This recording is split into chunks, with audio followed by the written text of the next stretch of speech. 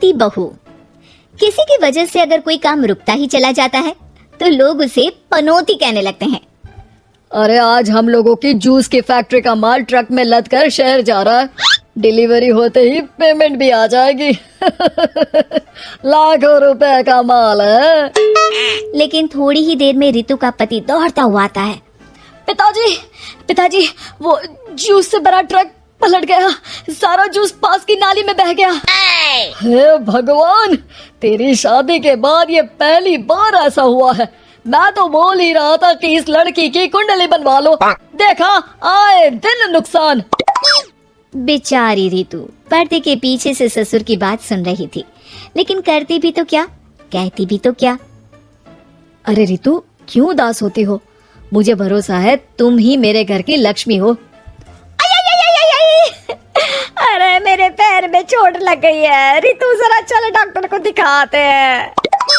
रितु सास के साथ डॉक्टर के घर जा ही रही होती है कि उसका पैर फंस जाता है और वो सास पर गिर जाती है।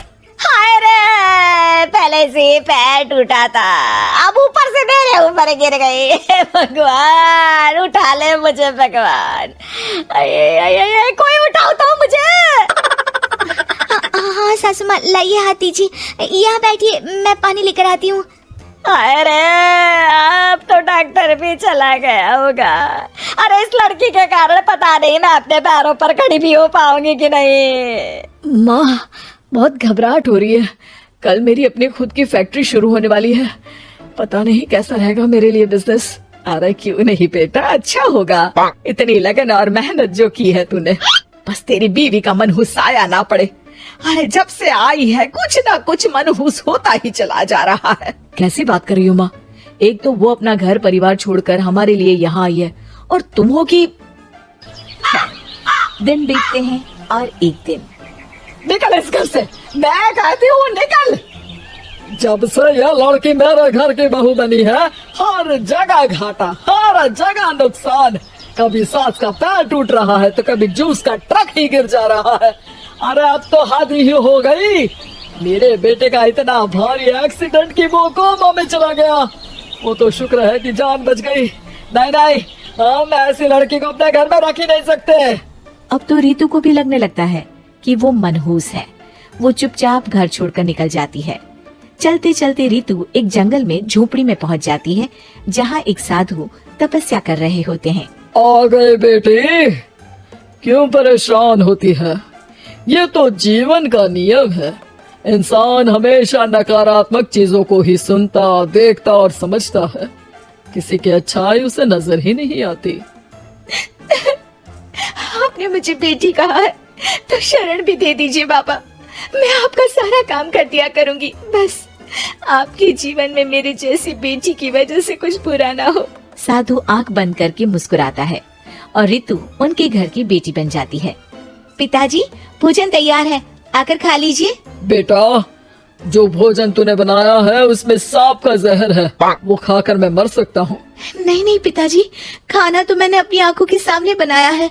यहाँ तो कोई सांप आया ही नहीं। ठीक है, फिर ला मैं खा लेता हूँ। साधु खाना खाने जाता ही है कि खाना रितु के हाथ से गिर जाता है और वो खाना बिल्ली खा जाती है। बिल्ली उस खाने को खाती ही मर जाती है।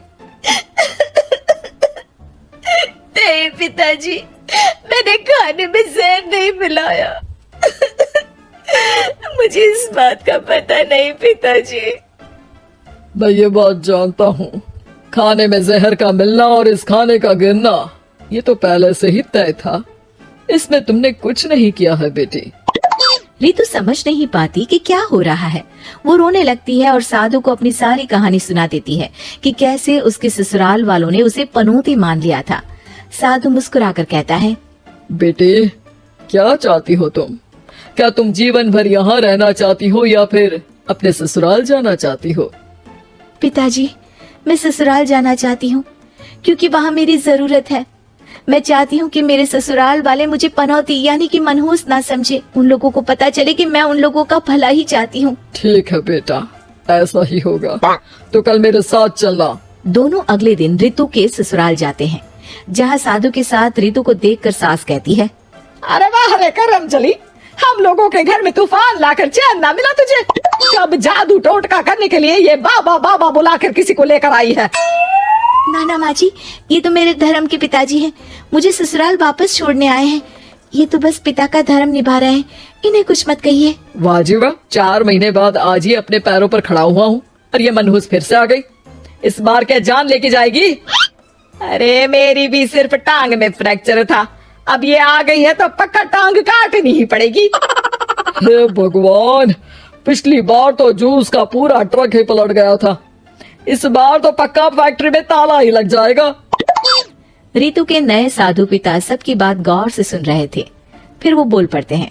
मैं आप लोगों को कुछ दिखाना चाहता हूँ। वो साथ में गोला लाए थे। उस गोला में वो सबको कुछ दिखाते हैं। वो दिन दिखाते हैं जब जूस से भरा ट्रक गिरता है। पास के कुछ जानवर उस गिरे जूस को पीते हैं और वहीं मर जाते हैं। देखो, इस जूस में तुम्हारे फैक्ट्री के मैनेजर ने जहर डाला था।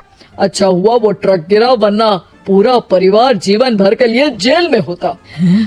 है भगवान, तब तो न जाने कितने लोगों की मौत हो जाती इस जूस को पीकर। शुक्र है भगवान का, अनहोनी से बचा लिया। वो दिन देखते हैं जब पति का एक्सीडेंट हुआ था, लेकिन रितु के करवा चौथ के व्रत के कारण वो बच जाता है, वरना तो मृत्यु निश्चित थी। सभी रितु की तरफ देखते हैं। बाबा, मैं तो मनहूस नहीं हूँ। शुक्रिया बाबा, मेरे मन में जीवन भर का बोझ रहता कि मैं इन लोगों के दुख का कारण तो नहीं। नहीं नहीं बेटा, मनहूस तो ईश्वर किसी को नहीं बनाता। हर चीज का एक वक्त होता है और जो होना है वो तो होता ही है। मुझे माफ कर दे बहू, तू तो इस घर की लक्ष्मी है, रक्षक भी है। हम लोगों को माफ कर दे बेटा। रितु को ससुराल में छोड़ बाबा वापस चले जाते हैं।